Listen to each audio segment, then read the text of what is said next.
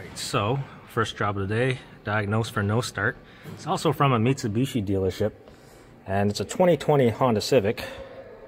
And so I got a turnkey. I'm assuming that the battery is dead. They tried jump starting it with the turnkey, but they didn't step on a brake pedal. So what happens when you turn a key, it just cranks, and it doesn't start because you didn't step on a brake pedal. And that's my guess. So let's go outside and take a look and see if my guess is right. All right, so turnkey, and I can already see there's a ring around for the key immobilizer, but I think this is their used car that they sold to a customer. Let's see. So you got the immobilizer light flashing there. Step on the brakes. And there you go. Oh, okay, so it did start, but you got to step on the brakes.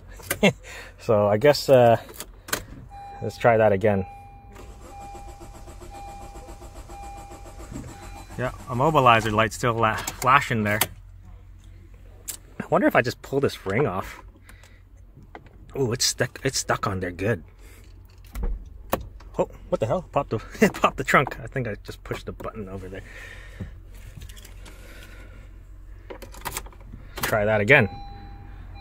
Immobilizer light's not flashing, and it started right up. This goddamn ring, goddamn.